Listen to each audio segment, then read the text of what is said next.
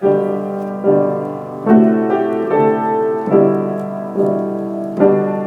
evening, CGS. Welcome to episode 7 of Miss Parham, What's Up? This is the graduation edition for the class of 2020. Graduation speeches are supposed to contain little nuggets of wisdom in the form of cliches and platitudes that are supposed to inspire you and kind of jet propel you into this next phase of your life through this transition from teenagerhood to adulthood. I'm not so great at delivering little packets of wisdom, so instead, I'm just going to ask you to take a few moments to remember. Remember the train rides.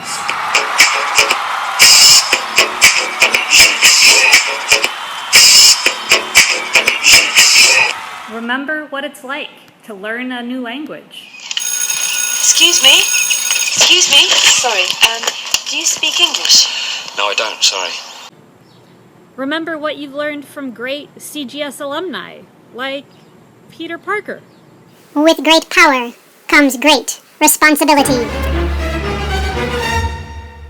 Look, if you take nothing else away from CGS, if you still haven't mastered the future tense in Arabic, or the passive voice in Japanese, or you still mistakenly confuse your mother for a horse in Mandarin, if you still don't understand why The Sound of Waves has a different ending than Romeo and Juliet, if you've never tasted a homemade dumpling, although honestly, I don't know how you could get through 4 years of CGS without ever tasting a homemade dumpling. If none of those things have happened for you, remember who you were when you were at CGS.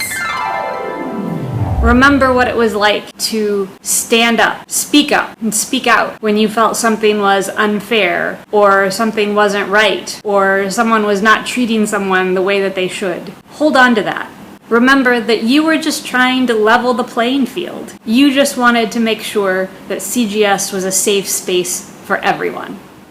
Congressman and civil rights activist John Lewis died recently. He was a great man.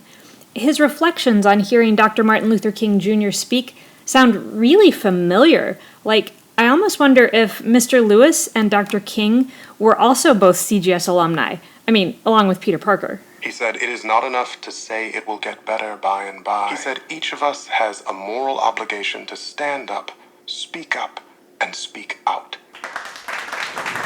Remember what you knew when you were here, that every human being is worth defending, and that our differences across cultures are marvelous and interesting and wonderful and worth celebrating, but those differences are really small potatoes. Small potatoes.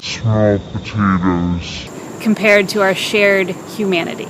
Take that with you. You know my message. It's always the same. Be here. Make it count. Make it meaningful. And when you can't be here, be there!